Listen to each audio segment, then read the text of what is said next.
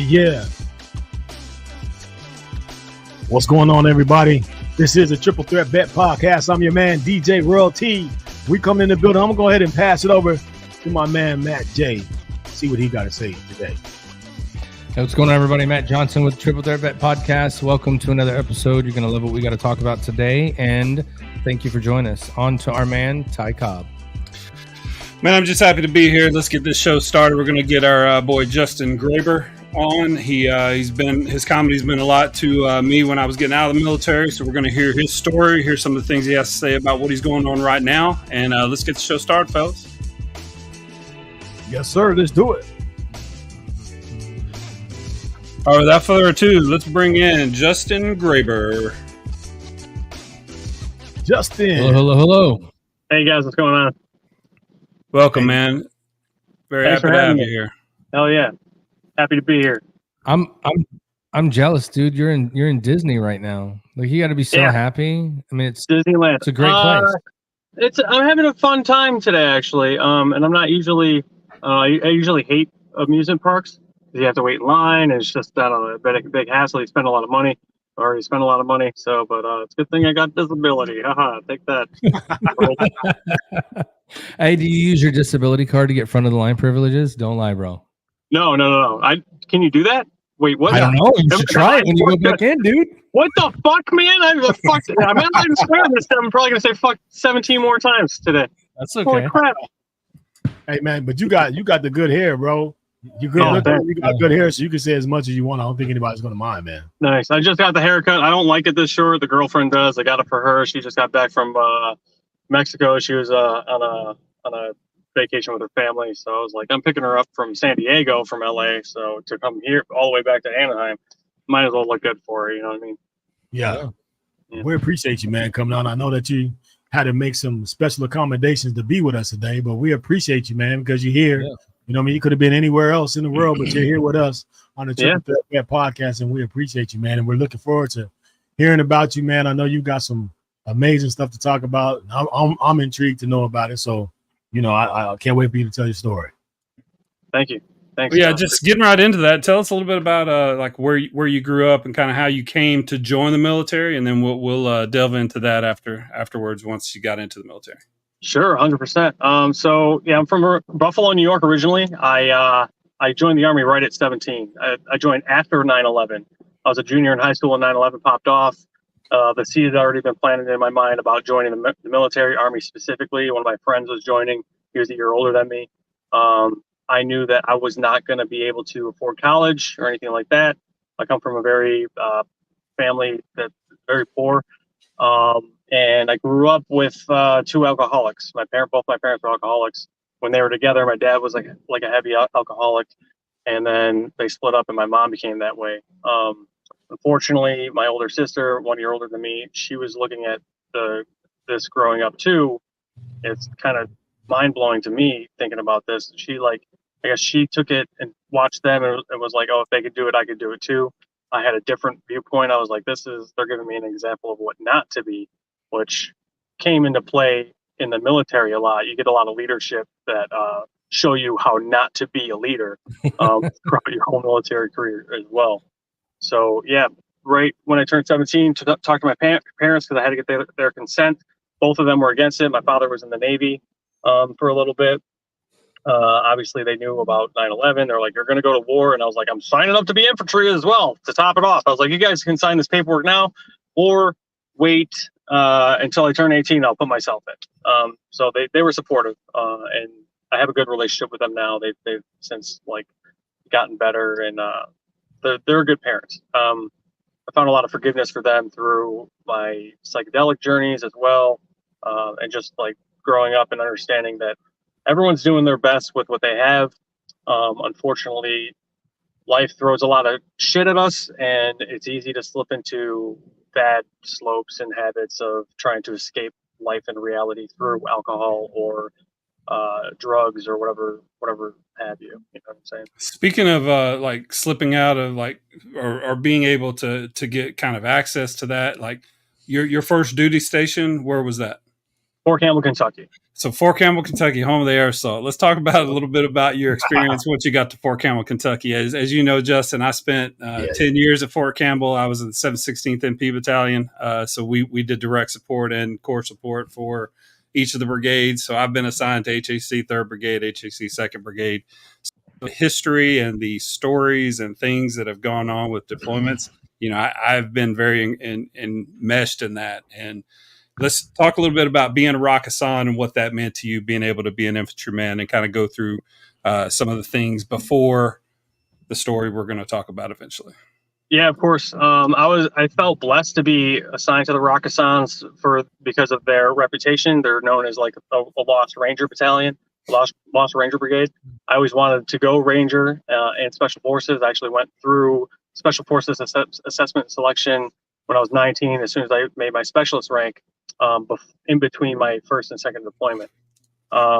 So being a Rakkasan, like it meant the world to me. Like they instill all of the camaraderie and honor within every soldier in that unit.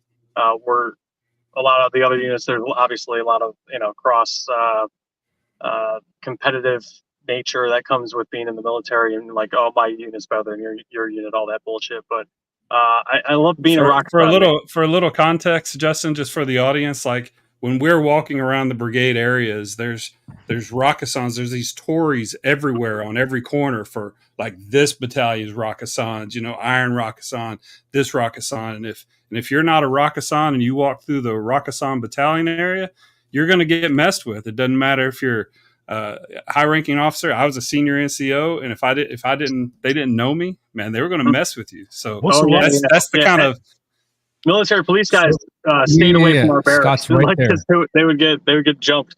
It was that kind of environment that I grew up in. So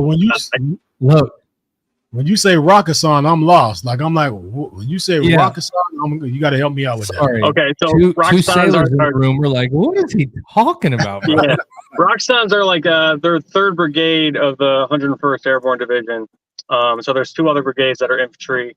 3rd Brigade was the Rakkasans. They jumped into fucking Korea, Japan. I always sucked at history. All right, so whatever. But yeah, the Rakkasan means falling umbrella.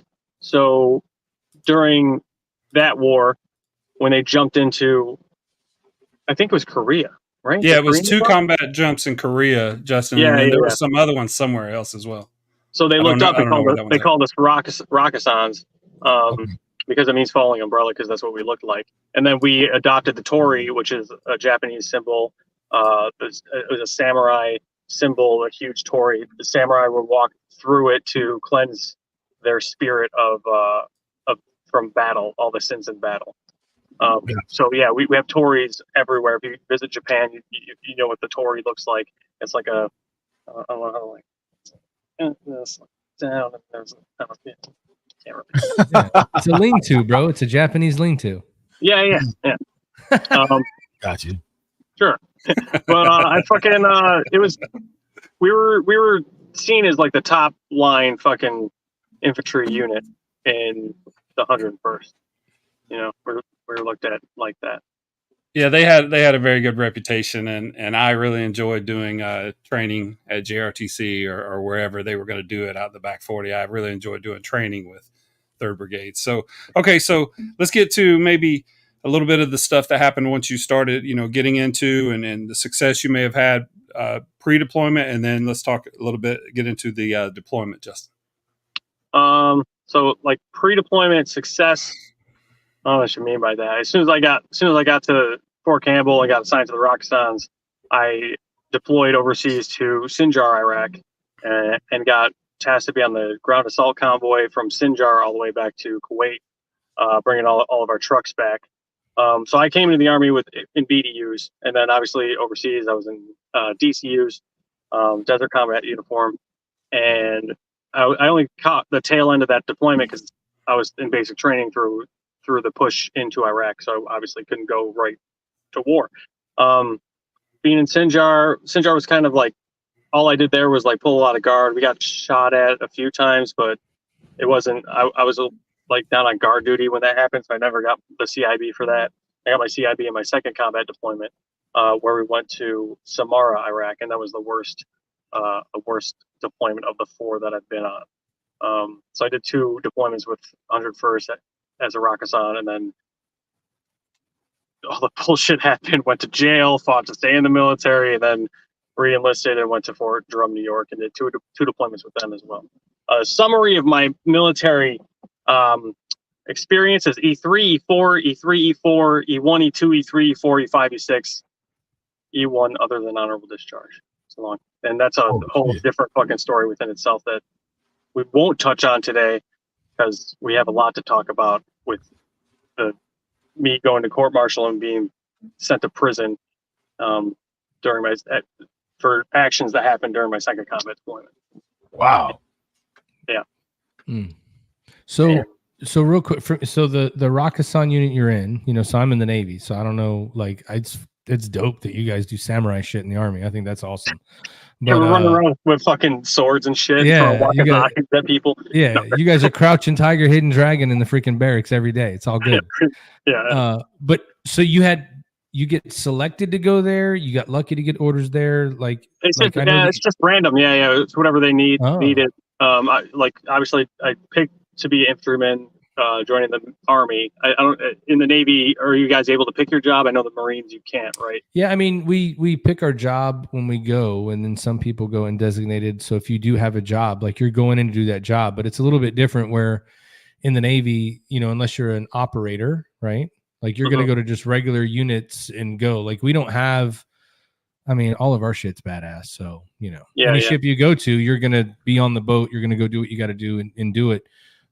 It's just interesting. I found it interesting in the Army. They have a lot of units that are super special that if you've been in them, you know about them, right? So Mountain Division. Now I'm just learning about the Rakkasan unit. Like these are things that we don't really have that because a lot of our ships are named after people for a reason. You know what I mean? Yeah. So it's an honor to be on the ship. Like anybody that's ever served on the USS Cole before and after, like that's a big deal. But not anything kind of like you have. Like we have a rate, we just go to the boat, we do the same job, and it's there. There's not really unless Scott was in the ceremonial guard out of boot camp, so that's a pretty big honor. But other than that, unless you're an operator, there's not too much that you would jump into unless you're a guy like he's not on today, but Al, one of our other guys, went with the Marines and he was downrange. So Cool. I think that's cool. You guys are doing karate in the garage the entire time in the Army. That's awesome. Yeah, just you're doing like kata from like fucking Karate Kid and shit.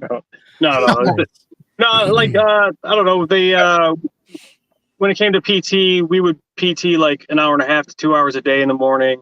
A lot of times they would send us on road marches a lot and running all the fucking time. So like we were all badass motherfuckers, just in shape, and everyone had to get air assault certified. We did a few air assault missions. The one that I'm going to talk about specifically was the air assault mission.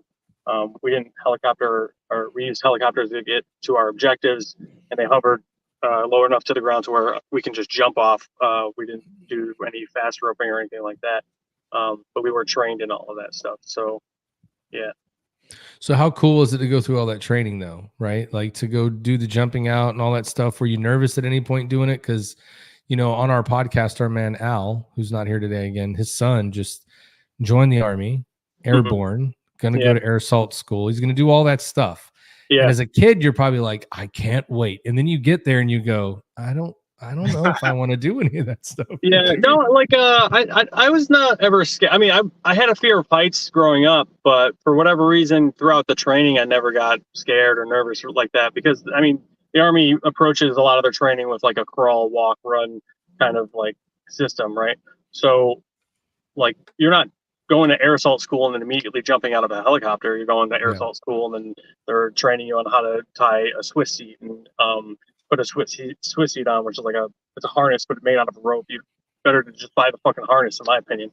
But doing all that stuff, and then you're rappelling. They teach you how to rappel off of like a slanted obstacle for a while before you graduate to the drop down fucking rappelling, and then eventually you do it out of a helicopter. So nice. Yeah.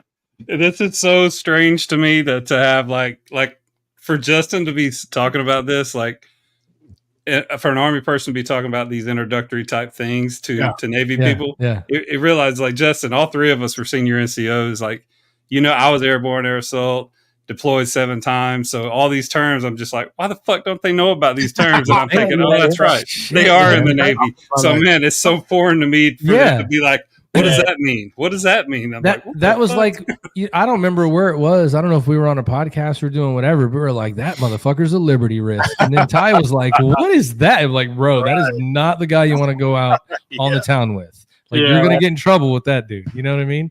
It's interesting, like the different parameters, right? Like there's right now, like you're saying a bunch of stuff and I'm like, fuck, man, I wasn't very good as a sailor. What do you guys do in the Navy? They just teach you how to like mop the deck and shit, or what? That's what I think. I think they're drinking coffee and mopping the deck and singing songs together. Walk, run with the mop.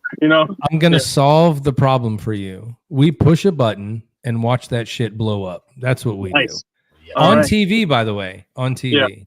Yeah. And then we call you guys and go, "You're welcome," and then we go back to like whatever you guys said we were doing.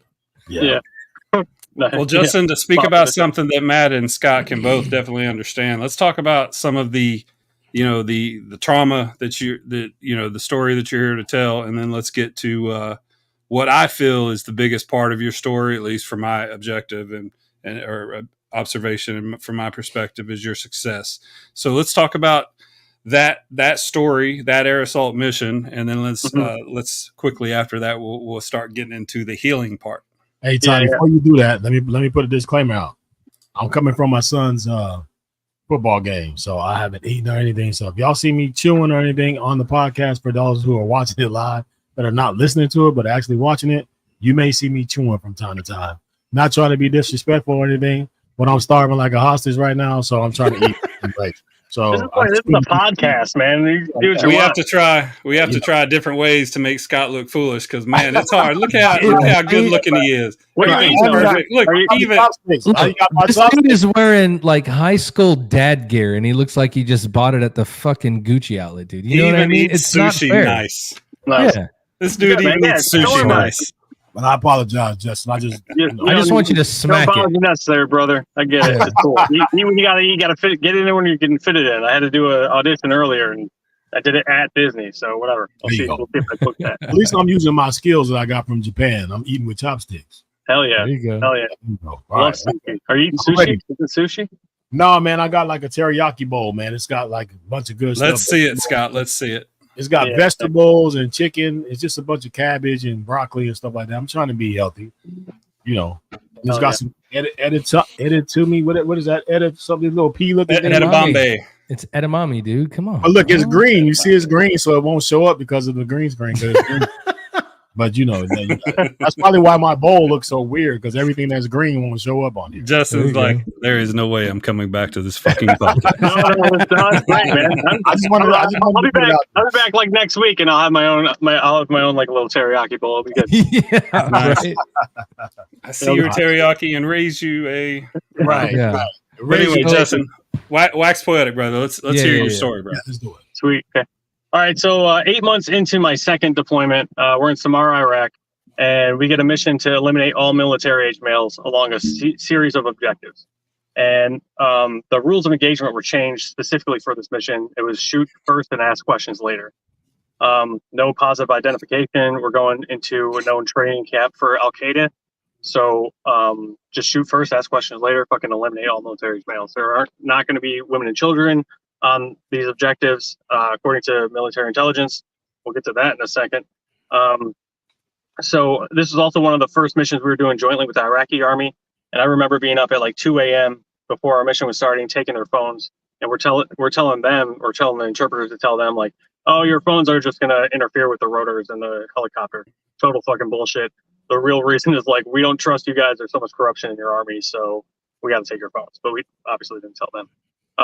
First objective that we hit, helicopters landed, we popped, we all like jumped off, and it was a dry hole, meaning somebody got tipped off and there was nobody there. It looked like they grabbed what they could and fucking scattered. I remember playing a corner of one of the houses, and I almost shot what I saw. But and this is nighttime. I got not night vision goggles on. But if I didn't see this guy's elbow pad, I would have killed him. And it was an Iraqi army guy that was just fucking not staying with the group and doing his own fucking thing. Right. So luckily, that was fine because whatever. Helicopters came to pick us up to hit the second objective. They're hovering, everyone's jumping off, and shots are ringing off immediately. I'm the last person off the helicopter. I trip off, I land face first in the fucking dirt. I get back up, and I start running to the houses that they're already entering and clearing. They'd already shot one guy who was standing in the window with an AK, older guy, he's like 65. By the time I get to the front of the house, they're already dragging this guy out. And he's like dying in front of me. And then they walk out, 3 males and 2 females. So when they entered and cleared the house, the 3 males were cowering behind the 2 females, which is a known Al-Qaeda technique. But because the members of my squad saw the females, knowingly that there weren't supposed to be females on these objectives, they made the conscious decision to not fucking open fire. Brought the interpreter over. The guy that was shot up, he expired. The medic checked him out, or whatever. Brought the interpreter over. The interpreter was asking them questions. They were telling the interpreter that these guys were saying that they were farmers. It was May time frame. It was like May 6th, May 5th, May 6th, something like that. If they were farmers, they would have some kind of agriculture growing on their land. They did not. We did a thorough search of their house and found all these AKs, more AKs than what they're allowed, and a bunch of bomb-making materials. Enough evidence to show that these guys are bad. There's another house that was like 300 meters to the north of this house. Everybody but myself, the medic, and one other guy stayed back to pull security on the 3 detainees and 2 females that we had at that point. But we separated and segregated them. And everyone goes to hit this house. Old man walks out with a baby. Don't shoot me! Don't shoot me! So they don't shoot him. They detain him. He's in a house with 15 women and children. He has 1 AK and 1 handgun. They're allowed that, but they're like, we're going to detain the male because, hey, your neighbors are fucking bad guys. You might have some information for us or whatever. On their way back, I believe my squad leader called up on the radio, hey, the situation report that we had detainees. And I think the first sergeant overheard it or something, maybe came back over the net and said something to the lines or degree of like, why the fuck do we have detainees at this point? These guys are supposed to be dead. Obviously, he didn't go into explanation of what the fuck happened, but this was my squad leader's 3rd deployment, and he'd already been through the push as a ranger. He was in the, I think, 2nd that ranger, maybe. And like he'd already been through a lot of his own fucking trauma and dealing with shit.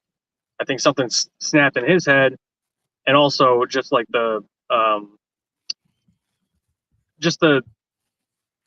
fact of us being overseas for 8 months at this point. Within those 8 months, we'd been shot at almost every other day. We'd reacted to people getting blown up almost every other day. We'd already gone through our own fucking trauma, and we're lucky to not lose anybody in our company. I think we lost a few guys in the battalion at that point, 1 to a sniper, and another guy got blown up, I believe. But we'd already seen a bunch of shit, and we'd already detained people, handed them over to the Iraqi government, and caught the same people weeks later. So there's that like shade of gray, right, that comes with war, where a lot of civilians sometimes hear this story and they're like, "Whoa!" It's like you have no fucking clue because you don't know unless you've been there, right? Right. Yeah. So at this point, the squad leader or helicopters came in and picked up first squad to go hit another objective, and then as those helicopters left, the squad leader brought all of us back into the house, and he was like, "We're gonna fucking kill these guys. We're gonna cut their zip ties, tell them to go, and shoot them in the back." And honestly, as an infantryman, we talk like that all the time. I didn't take it to heart or anything like that. I was like, we're all disgruntled. He's disgruntled, whatever. And also in my head, I was like, helicopters just left with first squad. They're coming back to helicopters are also inbound to pick up these detainees that we have. And then they're going to take those guys away. And then the helicopters that took first squad are coming back to pick us up. So I'm like, that's what's really going to happen right now. I went and then at that point I got sent to the landing zone to pack up gear and get ready to go. I had to drag over the first guy that was shot and killed over to the landing zone. packing up gear, getting ready to go. At one point, I see a couple guys walking over the guy from the second house, just him. And as I'm looking at this, I'm like, oh, they're going to walk everybody over one by one. Command and control. That makes sense to me. As soon as this guy sat down, the shots ring off. And I'm like, oh, fuck, son of a bitch. So I get up and I run to the front of the house. And I see the 3 guys dead and dying in front of me. And I call for the medic. The medic comes up. And by the time he gets up, one of the guys that was like puking up blood had expired. And there was only one of the 3 that was still alive, taking a breath like every 10 seconds. And his breath pattern reminded me of my grandmother, who I had just watched die right before this deployment from lung cancer. I went to the hospital and like she had the same like every 10 seconds taking a deep breath. And I'm like looking at that and I'm like, fuck, this is a fucked up situation. This guy, terrorist or not, he's a human being in my eyes, right? Medic checks him out. He says he can't do anything for him. And then he walks away to go aid the 2 guys that shot these guys up unjustly because they punched and cut each other to give themselves a justification for doing what they did. Wow. You know, to make it look like they were attacked or something. actually tried to escape. They attacked them. And hey, Justin, just for 1 second, can we reset exactly where we are here? So I just want to set the stage. I've heard this story a lot, and I've watched you tell this with Sergeant Major Tilley. Or not Sergeant Major Tilley, with Rocco, and I've seen you on Sergeant Major Tilley. So and I've watched your comedy, so I know this story. But for the audience, you are, what rank are you when this is happening? A 20-year-old specialist at this time. So he's a 20-year-old specialist in the middle of Iraq. People have just been killed, and the words that he's about to hear are shocking as hell to me. When I hear him tell this story, this is the point in my brain where I'm just like, yeah, this is the fog of war. This is where his leadership, in my opinion, got off the rails, and this is where the story just gets absolutely heartbreaking. So I'm tracking. I'm sorry, Matt. At this point, on this day, you've already seen what, 4 people die already on this day? Just one person so far, just the old guy. Or no, one guy, so the old guy, and then the two detainees, and then one's on his way out. One's on his way out. Okay, got it. He hadn't died yet. Okay, that's the one he's the one that's taking the breaths every 10 seconds. Right. Yeah. So just for my part, clarification as I listen to things like this. So when you guys went in, rules of engagement are changed. Yeah. As soon as you guys got there and found that there were women there, like, what was the conversation? I know that, like, you're probably going to get into that maybe, but like, because I heard you say we'll get into that in a minute, but like, what was the talk? Like, as soon as you guys saw that, somebody had to be like, wait a minute, what's going on here, right? No, there was like no conversation. I mean, like, wow. They saw the women and they were like, well, women aren't supposed to be here, but you know, they made that decision to not end these guys right then and there. They're like, well, let's detain them at this point because they're doing what they know to do in front of a United States soldier who like is trained with empathy and not even just rules of engagement or like we're human beings, right? We're not and we follow Geneva Conventions, but the enemy doesn't, right? So like, and they had in this whole war, and like we fucking already reacted to really fucked up situations where it's like that they're setting roadside bombs and blowing people the fuck up, and they're doing this from cell phones so that they're not caught, and you know they don't follow any like rules of engagement or Geneva Conventions and shit. So it was more of like an adapt and overcome, right? Like, oh, they're here, can't do nothing about it, let's just keep pushing, right? Yeah, pretty much. Like let's get the helicopters in to take them as detainees and then continue mission, because the rest of the objectives need to be cleared and made sure that they're, you know, people are fucking eliminated for whatever reason. Which actually I should probably get into as well. The reason why the rules of engagement were changed for this mission, obviously I stated before, we're supposed to be hitting a series of Al-Qaeda training camps, which we were. but also the colonel of our brigade was Colonel Michael Steele, the same Captain Steele from Black Hawk Down. And when I've told this story to my counselor, I have a Vietnam combat veteran as a counselor out here in Los Angeles who I go to, and it's like, this guy, it was a godsend finding this guy. I was bounced around from counselor to counselor, because some people just don't understand. And like, this guy's been to war and seen war. But when I explained this to him, he put things into perspective for me that I never even thought of. He's like, it's fucked up. You guys have this Captain Steele in Somalia made a bad call that resulted in a bunch of Rangers getting killed, and now he's got this vendetta against the enemy, right? And now he's in charge of an entire brigade, and he gives you guys this mission to go eliminate all military males. His, maybe his way of trying to like come to terms with making the mistake in the past in Somalia. And it's almost like sins of our father. We're adapting trauma from somebody else's shit that hadn't fucking worked through it or whatever. And right. he had a very aggressive approach to war, which I think was necessary for the time and is 100% necessary for fucking war. Anybody that's been there knows, like I was saying before, like the enemy doesn't really follow Geneva Convention, right? They're not wearing uniforms like we are. We can't really nitpick who's bad, who's good over there. It's like, it's fucked up. Like, war is fucking hell. Everybody knows this. Yeah, absolutely.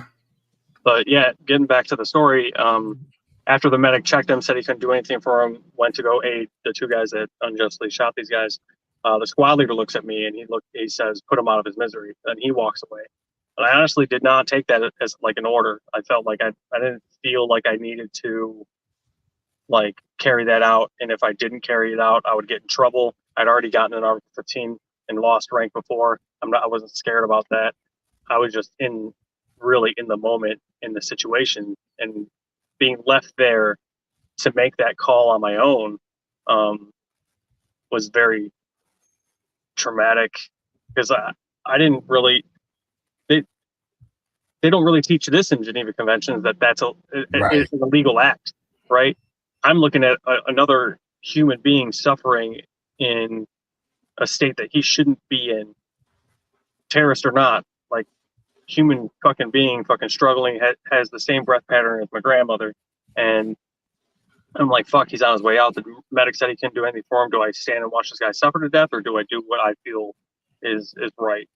And I felt that it was right to put him out of his misery.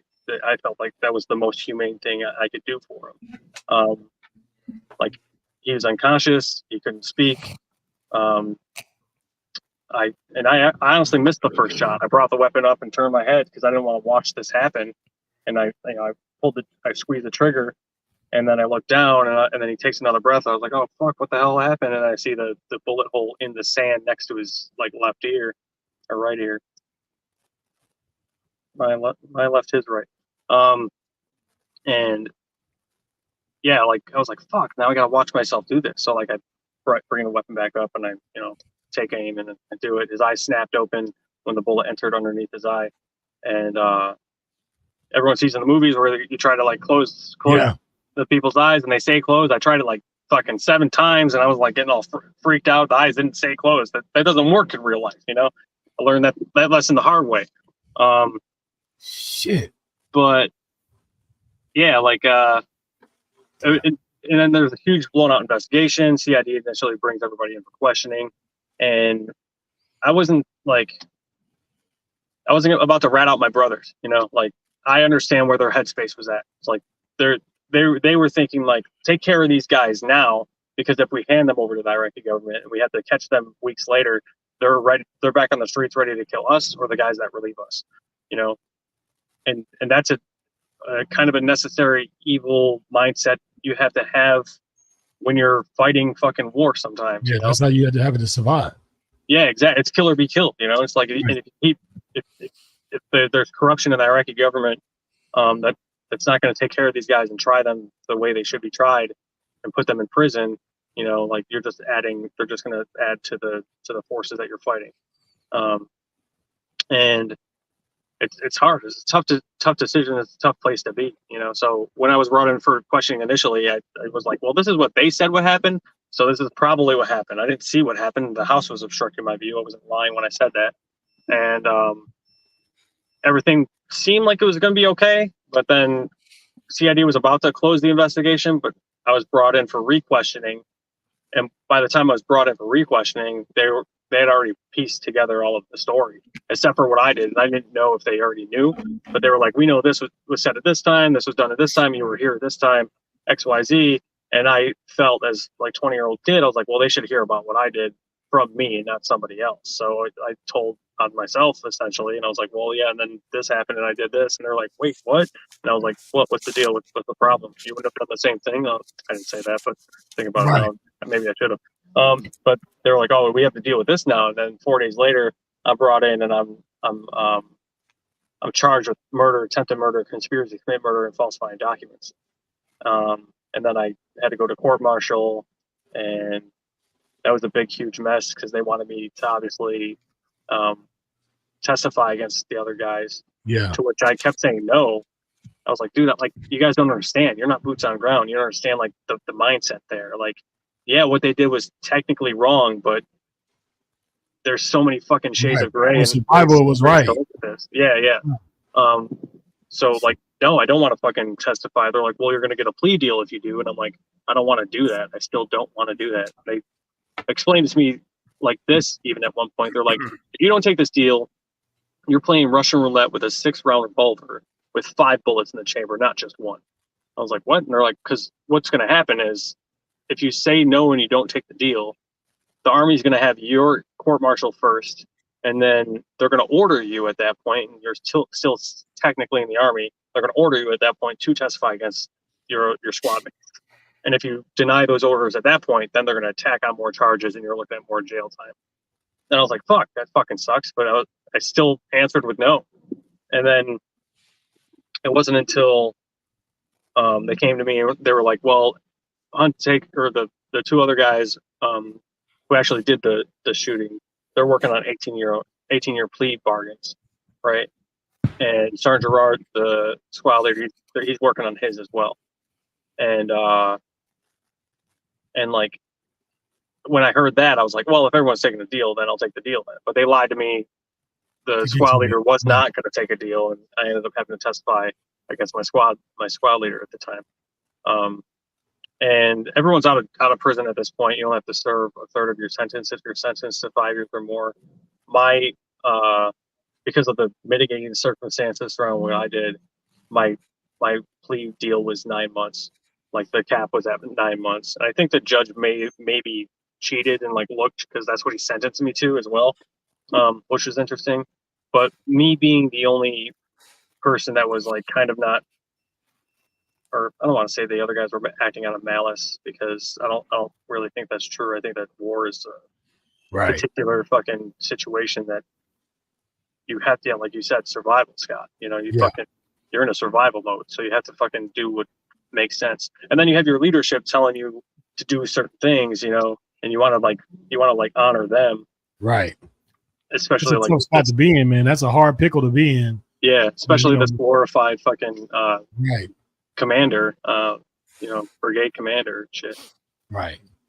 Because there's so much stuff that goes on with that, man. It's like it's the brotherhood. You guys are boots on the ground. You seeing the stuff, so you understand it. First, to try to get somebody to understand what that looks like, who hasn't never seen anything like that other than TV. Yeah. You can't explain that. Like, you know what I mean? It's man, like even for me growing up, being around gangs and seeing that, it sounds stupid when you try to talk to somebody about that who's not, who hasn't been in a gang or hasn't ever been in that street survival mode. Mm-hmm. If you can imagine it being in the military, is like, you're under a code, you're doing what Americans do. You see Americans die, you see how bad these people are and what they're willing to do to lie and get away or kill and get away, right? The things that they do, like you're saying with the Geneva Code, like we know better than to shoot somebody who's coming down in a parachute. but they don't abide by any of those laws. They don't answer to anybody for that. But Americans do. So you're in a pickle between, damn, I'm doing what I'm supposed to do or what I'm told to do. If I don't do that, I'm going to die, because these people are out here on the ground. They understand what that is. They've seen people die for not doing what they're told to do, even though there's no way that you can handwrite step for step what you're supposed to do when you land boots in the ground in a hostile environment. You know what I mean? So you have to go what you know to survive. It's a mess, man. I totally understand. You're fighting people that are putting bombs inside of soccer balls, right, giving them to kids and telling the kids to go play soccer with the American troops. And then fucking when they start playing soccer, they fucking blow up that ball, killing the troops and the kid. Right. You know, and they're putting like suicide vests on women and children over there. It's like it's a fucking mess, you know. It's not a good place to fucking be. Right. Yeah. And then it sucks. Yeah, and it sucks to be pressured by other service members, like other people in the military who are like, you know, the lawyers and stuff that are like, this is what's right, and that's what you have to do. And it's like, if you only knew, because like you guys are staying on the fob the whole time, you're not going outside the wire, you're not seeing the shit that we're fucking seeing. Right. And it's unfortunate. Because if you did, you'd fucking understand this headspace. Yeah. But yeah, it's tough, man. But out of the 4 of us who were charged, I was the only one that was not put in pretrial confinement. They moved me from Charlie Company to HHC, which helped in my sentencing phase for my court martial, because I was in HHC for so long that they got a sense of my work ethic and finally like understood like, oh, this kid he's a good fucking soldier. He was just at the wrong place at the wrong time wearing the right uniform. Unfortunately, the other 3 guys, they were treated like dogs, put in cages overseas and shit like that. And they went and served their time and got out. And I'm still friends with 2 of the 3 of them. One of them, I honestly don't think he may be healed now or whatever, but I think he was one of those kids that joined the army because he played too many video games and he actually wanted to fucking kill people, you know. Oh. So due to the fact that you had to testify against one of them, how did that tarnish you guys' relationship? I think that he and I are still friends. I think he just understood, you know, he understood the pressure you were under and how they were using each other, you know, how they were using things against other things to get you guys confused. He kind of understood because he probably went through a lot of that himself. Yeah, I mean, to be totally honest, I was an idiot fucking kid and shouldn't have told them what I did when I was brought in. And honestly, my leadership failed me because they were like, "You go fucking tell the truth," but they should have been like, "You go fucking protect yourself and ask for a fucking lawyer." I didn't watch enough NCIS or fucking Law and Order growing up. Yeah. And when I was brought in for questioning the second time, I honestly should have been like, lawyer, fuck you. Go. I'm not talking to nobody until I see my lawyer. Yeah. But, you know, those guys, the CID agents, they bring you in, they know how to, you know, make you feel like they're your friend and, you know, they're there for you to help you out. But, you know, they're all there to, you know, make a story fucking work for them too. Even though this story was obviously a fucked up story. I don't know. I honestly don't think any of us should have went to jail for that shit.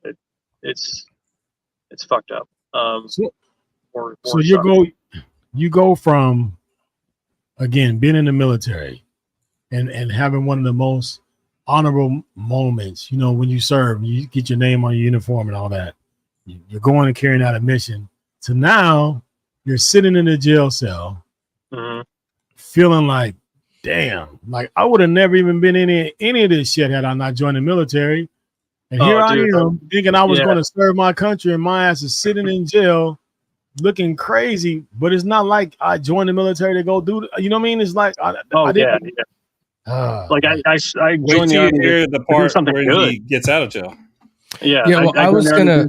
Good, right? And like, I'm sitting in, the 3rd day I was in prison. I spent the first 3 months in Hopkinsville County Jail in solitary confinement awaiting the squad leader's court martial. The 3rd day I fucking cried and I prayed to God, and the fucking chaplain came to visit me that same day, which I chalked up to be, I was like, that's a coincidence, whatever. But like, I was always like kind of agnostic and questioning if God exists and shit. But through, like, I don't know if we could segue now into plant medicines, but through plant medicines, I found fucking God, you know.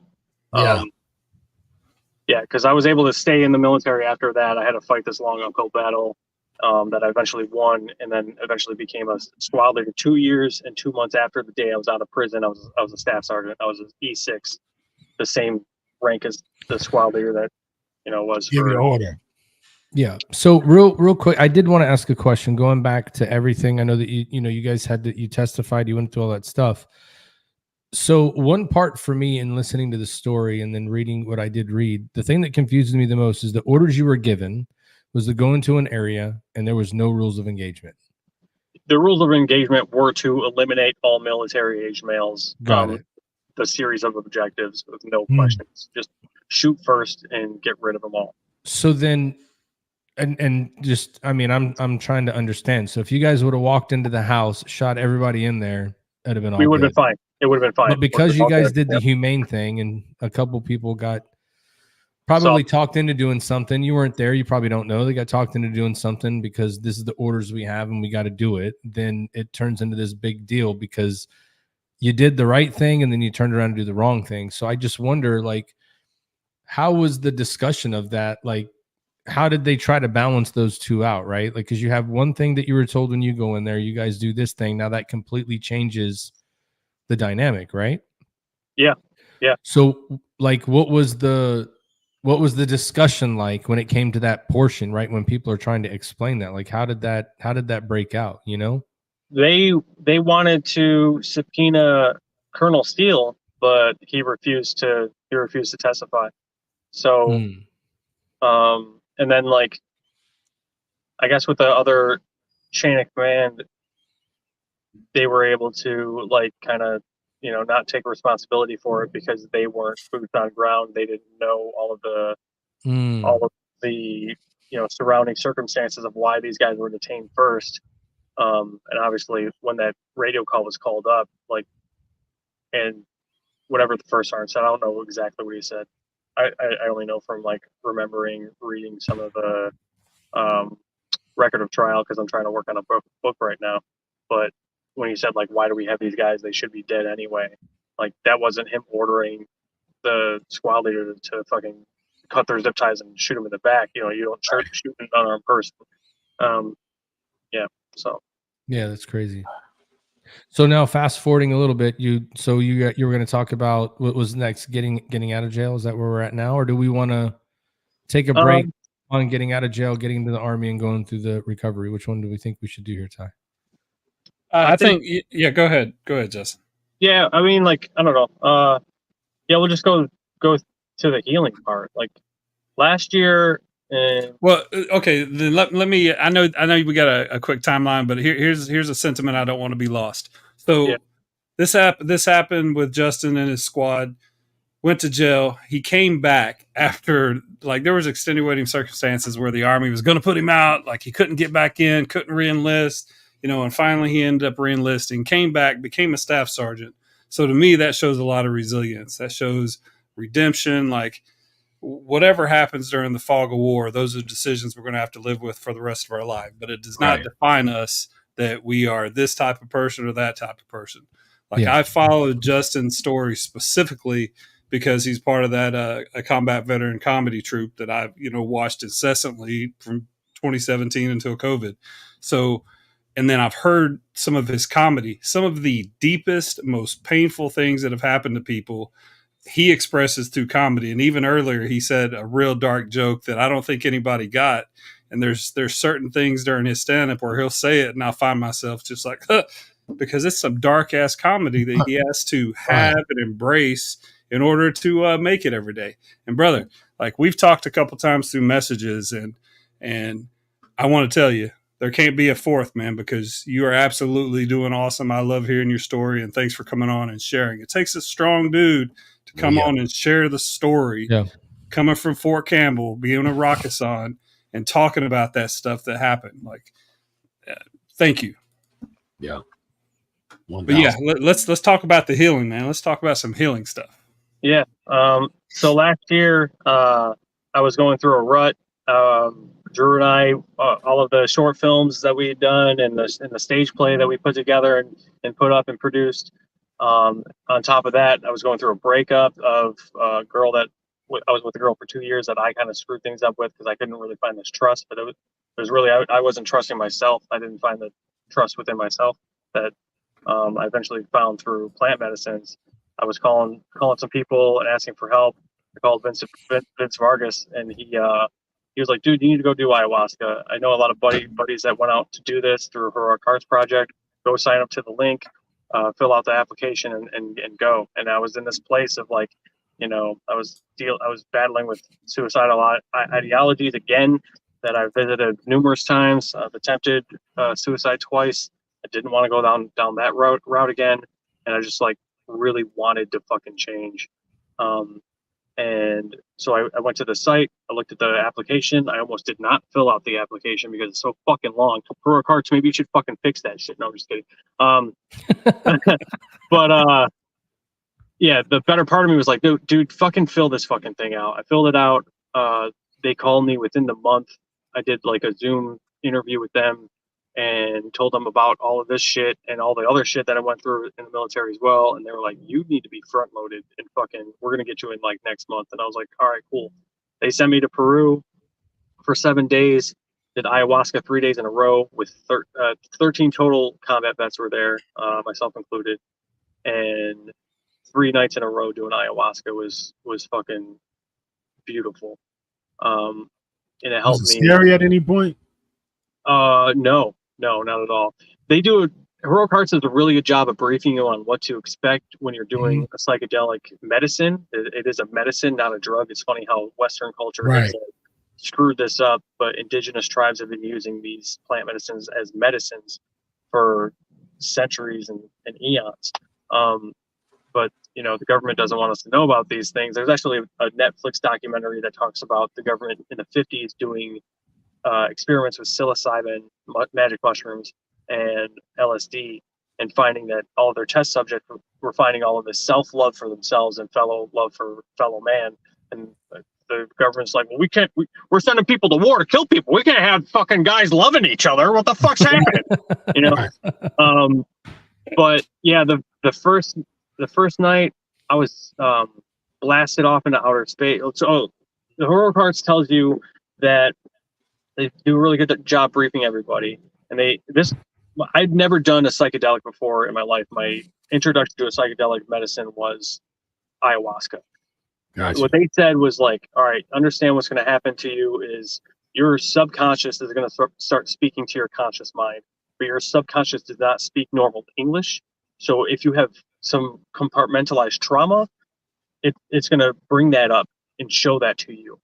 And when you hear about people having bad trips, like on magic mushrooms, that's what's happening, and they're running away from that trauma.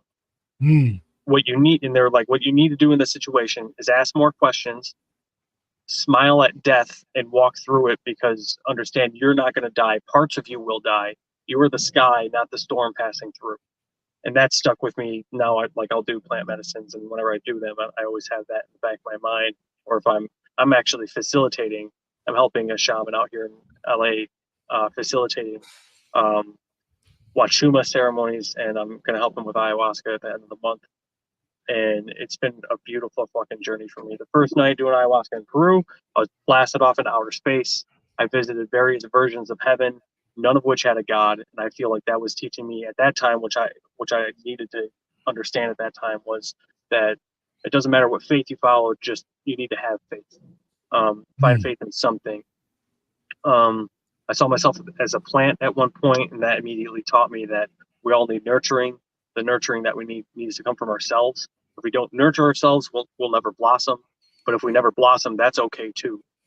Which was like crazy to come to terms with and accept, because everyone's so, especially in Western culture, everyone's like trying to become successful. But there's so many different definitions of success. But what's been instilled in our brains is like, we need to be a celebrity to be successful, or we need to have X amount of money in our bank account. Yeah, likes. X amount of likes and X amount of likes on X amount of likes and followers and shit. And working with Drew for the amount of time, 4 years that I worked with him, it honestly it was beautiful. I fucking loved doing the work together.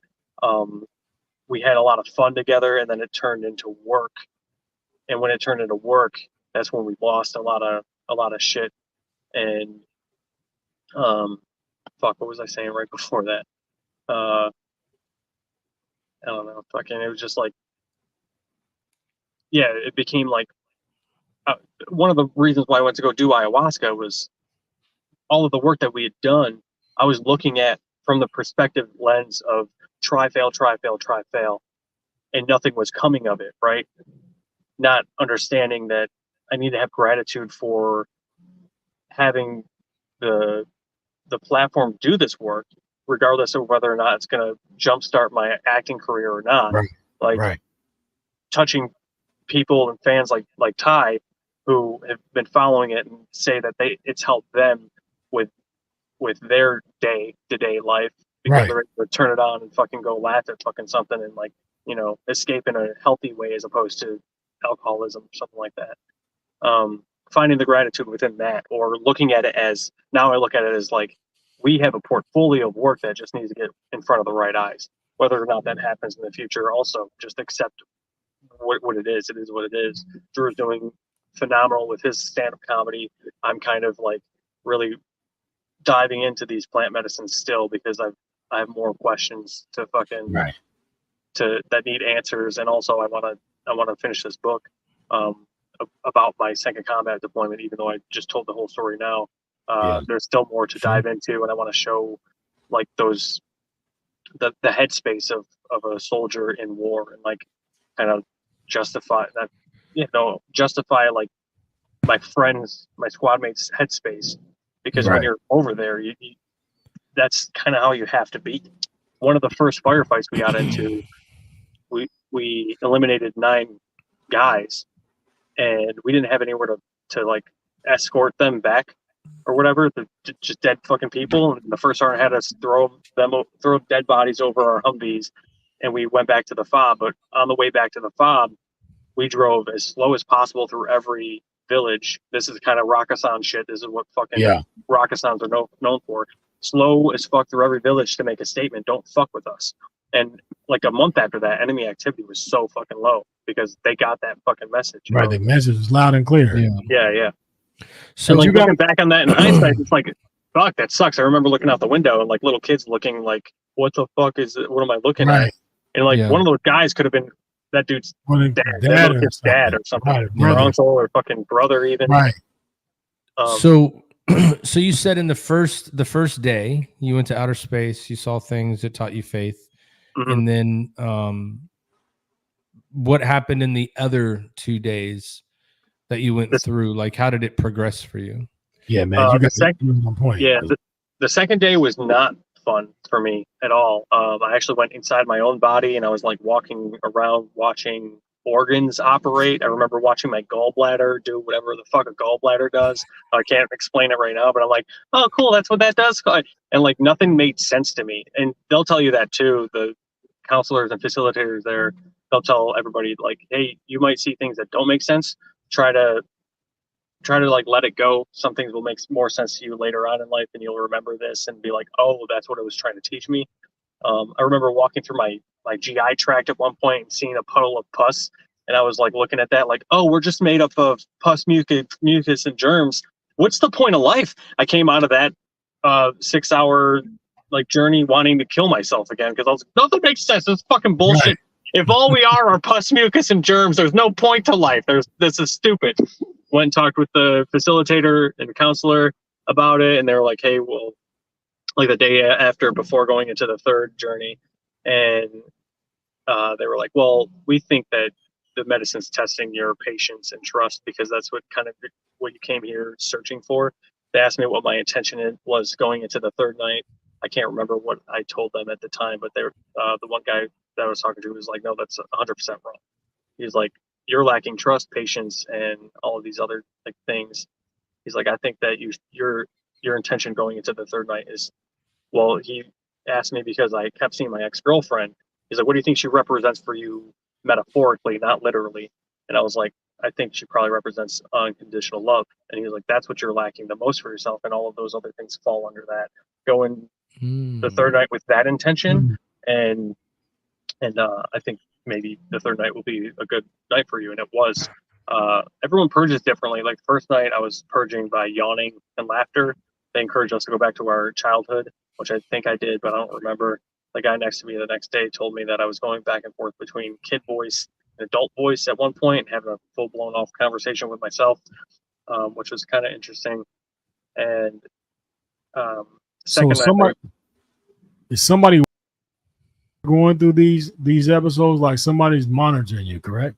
Yeah. So there's when I went, there was two shaman, one male, one female. They're singing the whole time. They're singing what's called Ikaros, which is like this.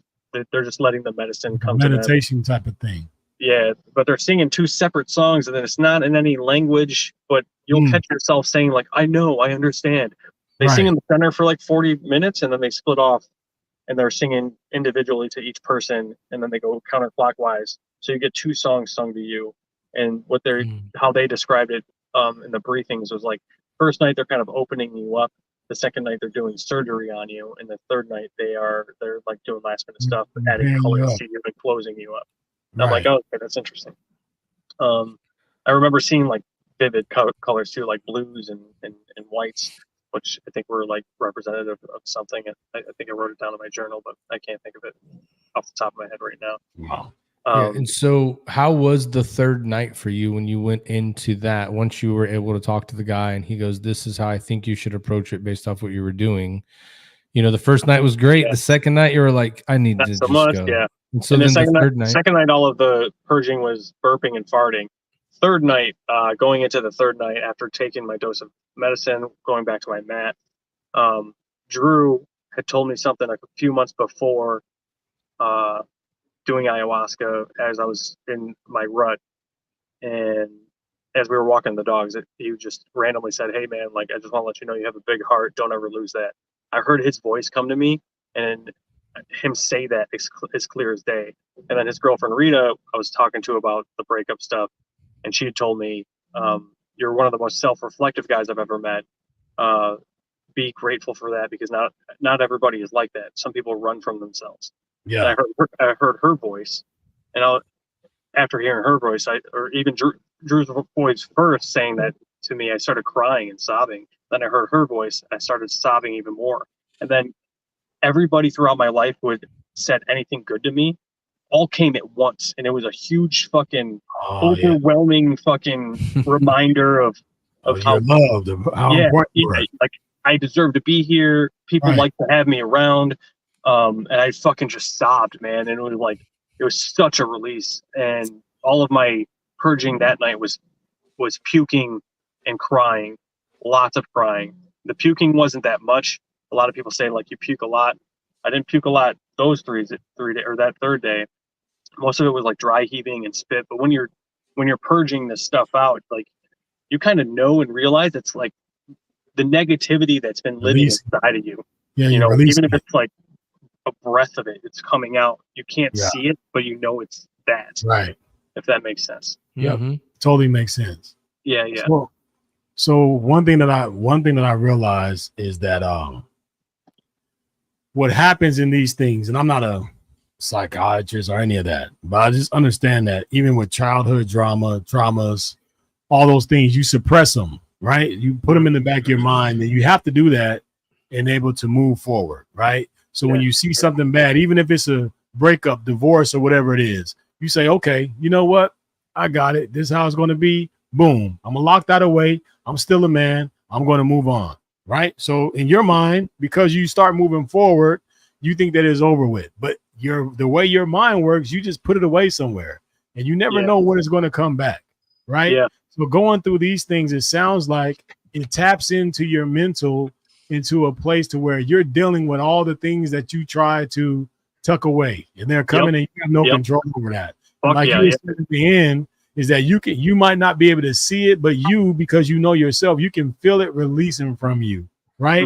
The things that you needed was to feel like you were loved, to feel like you're okay, because man, just listening to your stuff, I know that in your mind, like even subconsciously, when you knew that I don't really want to see this, so I'm going to look away from it and shoot this gun. Yeah. And then you look to see and you're like, damn, I didn't even do that right. Now I'm forced to look at this. Yeah. Yeah. And you do that, and you gotta, and then even with that, you have to put the gun away, shake it off, and move on. Yeah. Right. So you think, then you find out that everything that you thought you were supposed to do right was wrong. Now you're sitting in a jail cell, like, what the hell? But you still have to lock that away because you still have to move on. Right. Yeah. So, man, but then you go through this process, man. You know what I mean? Yeah. And like you said, you dealt with the suicidal thoughts and all that kind of stuff because you're just trying to figure things out. I'm a 21-year-old kid dealing with stuff that most people will never have to deal with in their life. Mm-hmm. But you've done it, man. I'm just going to tell you, like, I do this all the time, and I don't know why it is, but why I see things. Bro, just when you came on, I like, man, this is a nice-looking guy. No homo, no diddy, none of that stuff. You're a nice-looking guy. You're intelligent. You got good hair, bro. I don't have none. You know what I mean? And here it is that you've been able to process all these things and still find a way to keep moving, whether it's through comedy or whatever. You're sitting in the car talking to three guys that you really don't know, man, but it's so damn effective. It's so damn meaningful, right? Mm-hmm. Coming from you, man. And you are super important, bro. You are exactly what the world needs, because I know anybody who watches this podcast is going to be like, God damn. And somebody who's fighting some things, you are going to be their medicine to help them through those things. And I just challenge you, my brother, my friend, Justin, we're friends. We family now, bro. Yeah. Whatever it is, bro, you just keep on doing what you're doing. Keep on pushing forward.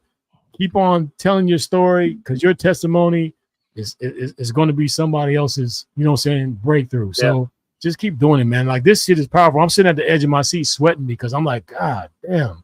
Yeah. I thought I've been through some stuff, but you've been through some stuff, man. But I'm just very every time. That's why I love doing this podcast stuff, man, because it never ceases to amaze me how many great, amazing people are out there that, but like you said, you don't have to be a celebrity to be great and awesome. Mm-hmm. Most of the celebrities I know are assholes. Yeah.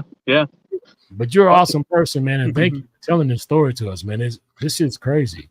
Justin, what is the temperature out there right now? I don't know, like probably 86, maybe. I don't know. So you're just chilling there in the car? Shit. Yeah. We might have to turn the heat up here in just a second, but one thing I wanted to say is, like, it takes courage to come in and tell this story. You know, you're a very resilient guy. I know it takes huge pain to come up with some great comedy. Your comedy just clicks with me, man. Like, I like the straight man humor that you play to Drew sometimes. I love that the guy that plays the first sergeant, and he's usually like the commander or something. I don't know his name. You guys literally saved my life.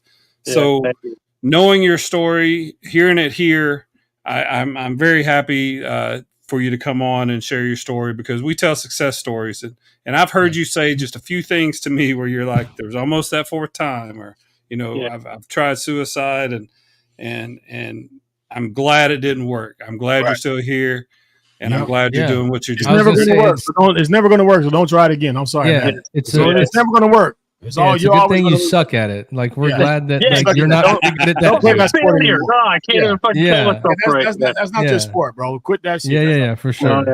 No, seriously, and I won't, man. Like, I recently went back to. I felt called back to doing ayahuasca again. So I found the shaman out here, and he's in Little Rock, California, not too far from LA. I sat with Combo with him. Combo comes from a tree frog. He burns your skin, and then puts the venom of the tree frog on the burn, and that's how it enters. Oh, this is what Mike Tyson talks about, is the frog kissing the frog. Okay. Yeah.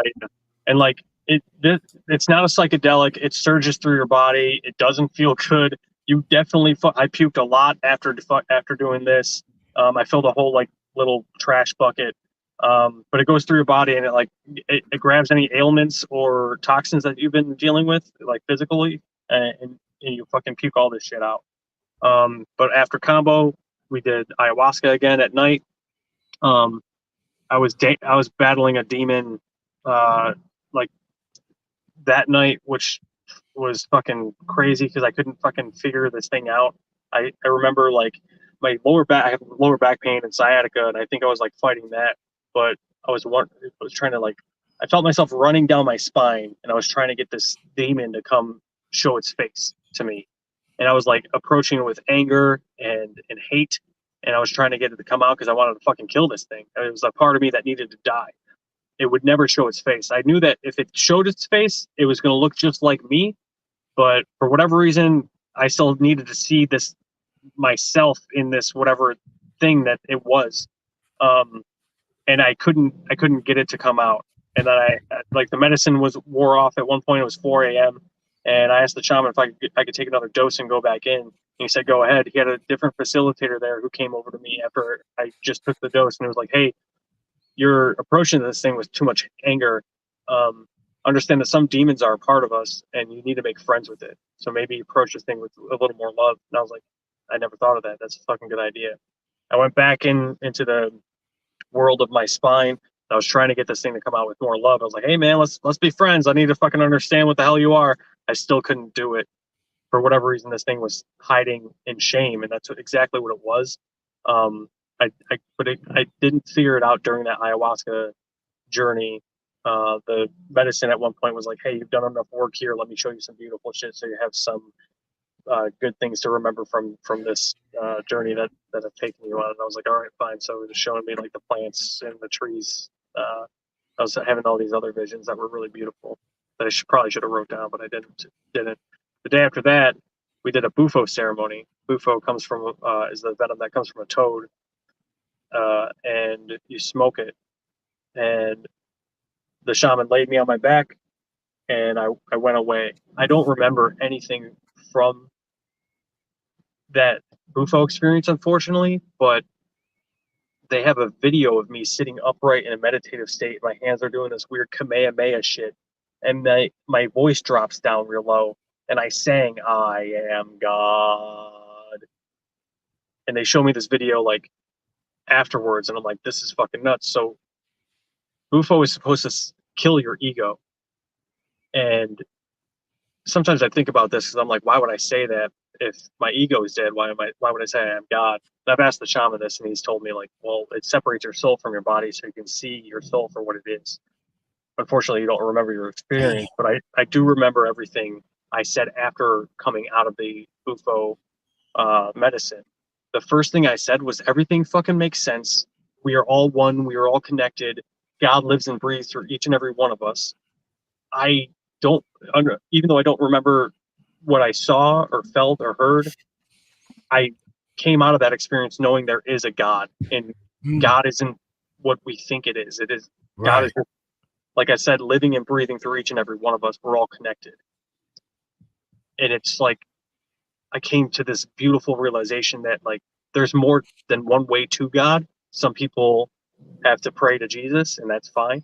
No one way is better than the other. Some people praise Allah. Some people meditate. Some people lick a fucking toad, even though you smoke it. But if I do stand up again, I'm going to say some people lick a toad, you know? And it's fucking, I'm advocating for plant medicines because it's helped me. I'm not saying everybody should fucking go do it, but I do believe that everybody went and did it. We probably wouldn't have the wars that we're having right now, and we'd be experiencing life on a whole different positive fucking level. Yeah. And anytime I do like psilocybin, I come to this idea of money is fucking made up. Money is 100% made. Somebody made money up, and we all agreed to this fucking system. And this hierarchy of money, if you have more money in your account, you can't take any of that shit with you when you die. None of it. So why are we so fucking fixated, especially in Western culture, on making the biggest fucking buck? It's bullshit, man. Like, I don't know how to fucking explain it better than that. It's like we all need to come up with our own definition of success and just live happily.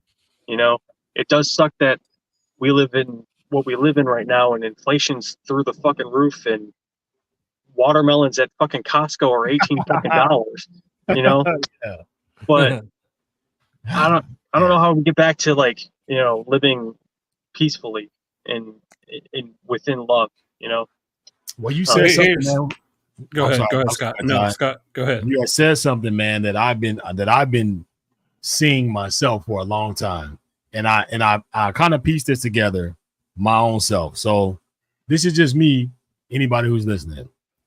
I know that Hispanics say Jesus, but it's spelled the same way as Jesus, right? Jesus. But they say Jesus, pronounce it with an H, right? Based off of what you said when you went into meditation and you were like, you are God, right? If you think of it in a different way, Jesus means he's us. If you think about that, he's us. Yeah. So God is in all of us. Yep. We can say Jesus with a J, and you know what I mean? But if you really pronounce it and you break it down, it's he's us. Yeah. God is in every one of us. We have to find it. But the devil is working too. The devil's all around. Yeah. So depending on which route you go or what you listen to or what you agree to in the world, the devil can overpower the God that's in all of us, because just the bare fact of how we were born alone let you know, you lived in someone's stomach for 9 months. So how do you come out and you're 0? Mm-hmm. Shit. I don't know when my real birthday was, because I was living in my mom's stomach for 9 months before I decided to pop out. But my birthday is on the day that I popped out. So we're just going to disregard those other. We need to we ain't gonna do that. Yeah, we ain't gonna do that. We need to do a triple threat vet podcast where all 4 of us take a journey. Oh my God! Because I mean, just think about this: being able to let go, like some of the things that we talk about here on the podcast. Like I shake my head at, like, Matt may not know what I'm talking about. Scott may not know what I'm talking about. Al's normally like me, but I didn't have leadership like those guys. So we're it's like the odd couple sometimes with terminology. Just being able to see what you've done with your story. Yeah, I mean, we've basically talked about the struggles of pursuing art, because I mean, I've seen you try so many things with social media, different art forms. Acting. I put your IMDb page in the chat. I just appreciate that you keep trying, because if it's one thing we do on this podcast, I deployed a bunch, and I'm probably one of them guys like break rock. I was a 25 uniform, Justin, 29 Echo. So a lot of Navy guys were my instructors. So I was I was probably the very rigid, abrasive asshole guy, stereotypical Fort Campbell support guy, non-infantry, of course, support guy, but I was very, very, very rigid. But the perspective that you give and the resilience of coming back from that and still being a staff sergeant afterwards, man, I love your story. You're always going to have a fan of me. But what do you say we turn up the heat a little bit on him right now? Because he's got to get out of here in just a second. Yeah, I know it's about to get dark. The mosquitoes about to come out, man. But before you get there, let me put some heat on you real fast. Let's do this. Let me switch it up. What's this thing? Wait. Oh, there's one more thing I wanted to talk about after doing Pufo as well. Right coming out after I said what I said, I went face down into the dirt and I fucking cried. And there was so much fucking emotion there. And in doing so, I like every fucking thing came out of me from that mercy killing. And I realized that in that moment, in 19 years after telling the story and like understanding and saying like, yeah, it was a fucked up situation, blah, blah, blah. But I never gave myself time to mourn for that, or even to grieve for having to do that as a human to another human. And that was like powerful within itself. And in that moment, I was like, I have to fucking finish this book. And I've been making more time to write here and there for it, but I want to get it done. I have to get it done. And the purpose is to help other people see the fucking ugliness of war and what it does to human beings, Yeah. Well said, and that book will definitely be on our reading list. Justin, I can't thank you enough, brother. Right. So it's just turning up the heat thing. It's me and you. This is me and you, side by side. I'm going to ask you a series of questions, man, about 10 of them. And the only thing that I ask is that you just be honest in your answers. All right? We're going to turn it up. We're going to start it off. We're going to work into some heat. All right? So first off, man, I just want to know where you are on the hip hop side of things. I'm gonna start it off with that. Hip hop? Your top 5 rappers of all time. No particular. Your top 5. What you got? Give me 5. Fuck. Tupac, Biggie, Eminem, Bone Thugs, and Harmony, and NF. Is NF a rapper? I don't know. Who the hell's NF? What does it stand for? Nathan Billion? No, that's not her. He's a rapper. I've heard him. My well, son if you listens. know- Okay, he's an emotional rapper. He talks about emotional. That works. All right, here we go. Because normally I write stuff down, but our stuff is so. I was with you like this, so we're going straight from the hip. All right. I know what kind of guy you take me as, but I gotta ask the question: are you the kind of guy who will run down the hill to kick some ass, or run up the hill to get some ass? Damn. Run. I used to be the guy to run up the hill to get some ass, but now I'm running down the hill to kick some ass. Gotcha. All right, Yeah. I like it. We're gonna heat it up a little bit.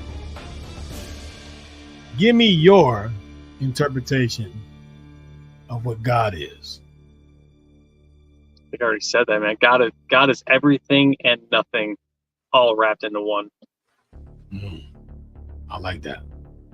Everything and nothing all wrapped into one. Okay. All right, tell me this. Who is the most important person in your life right now?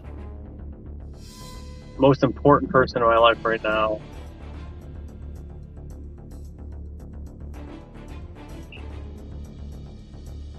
Yeah, so I'm just going to heat it up a little bit. Yeah, it's God. It's everybody, because God is in all of us, so everyone's important to me. Fuck that. You fought through it. Gotcha. All right, here we go. 50-50 question for you. In your opinion, who's the GOAT? Is it LeBron James or Michael Jordan? I don't watch sports, man, but I would say Michael Jordan. Yeah. Yeah, I'll give you that because you don't watch sports. It's okay. Yeah. The sequel is never better than the original. So Okay. Michael Jordan. You're original type of guy. Got it. All right. If you can bring one person back from the dead to have a conversation, who would it be, and what would that conversation be about? George Washington. What are we really doing here? What are we really fucking doing here? Okay, because I don't know if you can see into the future, pal. Yeah. All right. But people are struggling right now. All right. We're struggling. All right, here we go.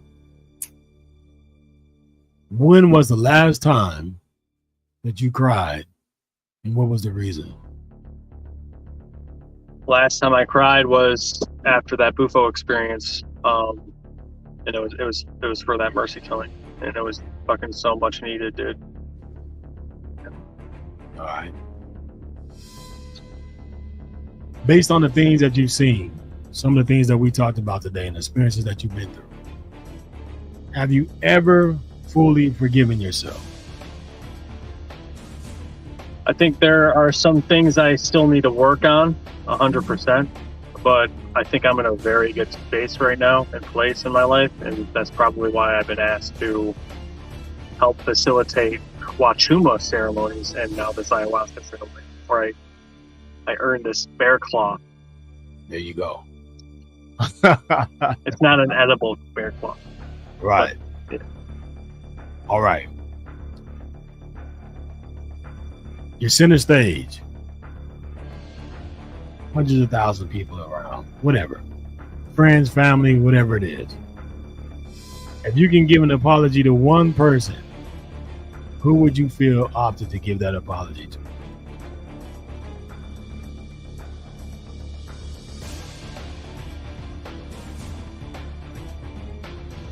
It would be my ex, Veronica, who I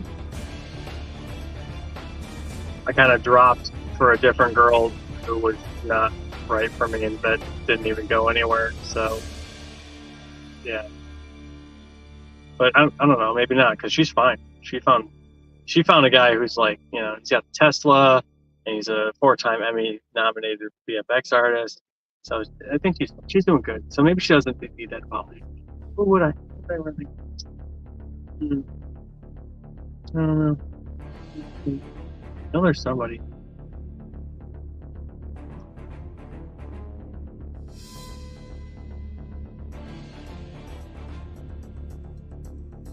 Mm-hmm. I can see the gears spinning. Yeah, they're because like I always take accountability for my fuck ups, so I usually always apologize for my fuck ups to those people.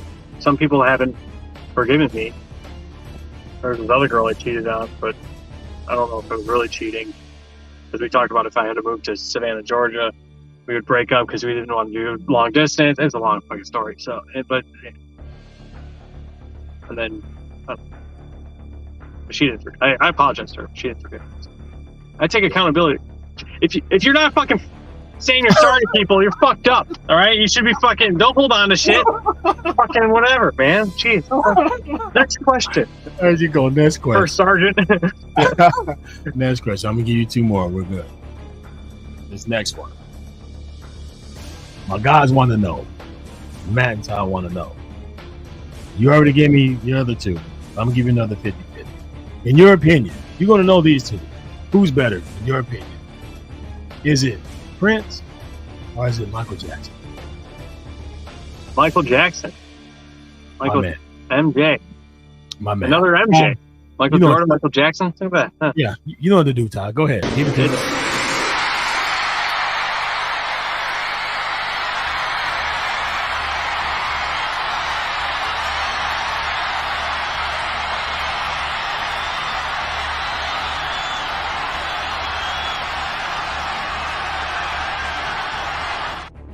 And he didn't even do anything. Yeah, man. I'll give it to you. I was thinking I got to change this up a little bit because I had a feeling that Justin may say Michael Jackson. So I was like, let me find that original Super Bowl thing where he pops out, because that's all the dude had to do is just stand there. Hey man, you just jump on the stage and just bust a move, and people start crying. That's magical, man. Nobody. Yeah, I'm just glad you didn't put up a video of Corey Feldman. All right, man. Last question for you. This is for the podcast. This is for us here, because we like to know how we're doing business. I'm pretty sure in what you've done, you've probably been on some podcasts or been interviewed and talked to some people. But based on your experience with us tonight, where would you rate the Triple Threat Vet podcast in your book of podcasts? Number one, 100%. I've gone through my own journeys too, and on a lot of my other podcasts, I was really nervous, didn't know how to navigate being on a podcast. So this has been the most comfortable. I don't know if it's because shooting the shit beforehand helped out or what have you, but yeah, you guys are fucking phenomenal, man. Keep doing what you're doing. I love you all. You're all my brothers now.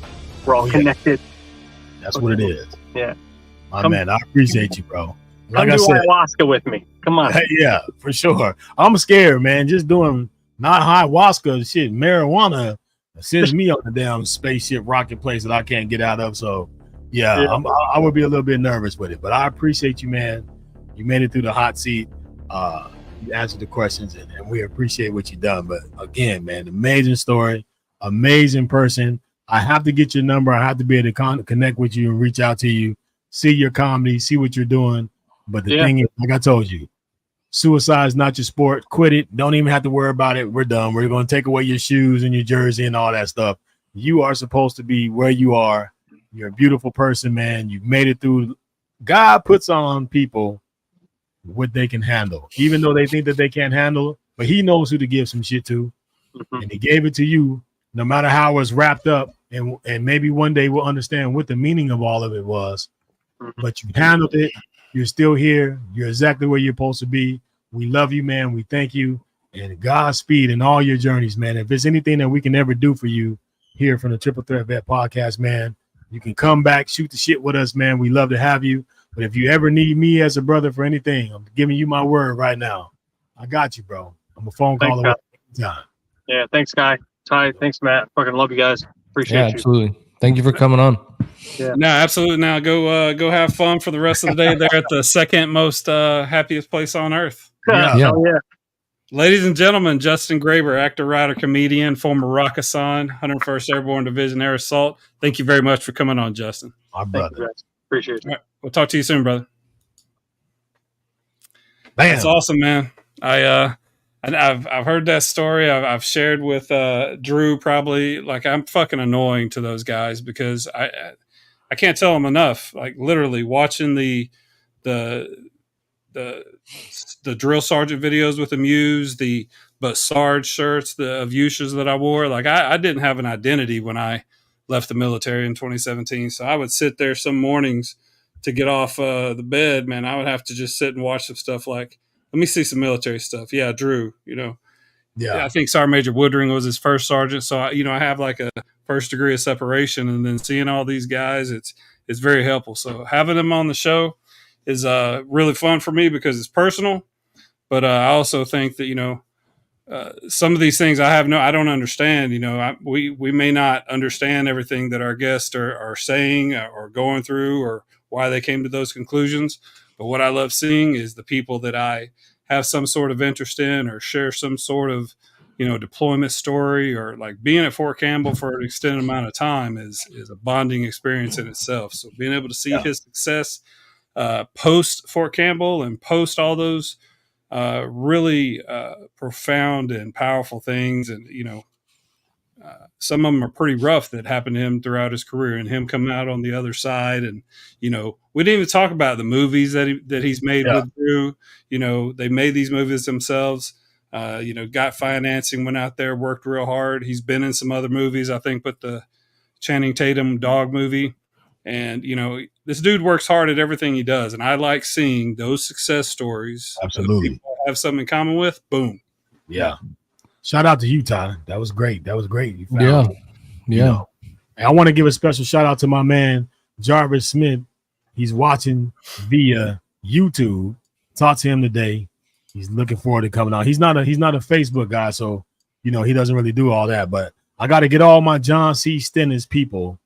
If you're watching this and you know anybody from the John C. Stennis, CBN 74 type, you got to get on and see the legend. You know what I mean? He's a ship legend, Jarvis Smith. You got to see it. So shout out to you, brother. I know that you're watching via YouTube.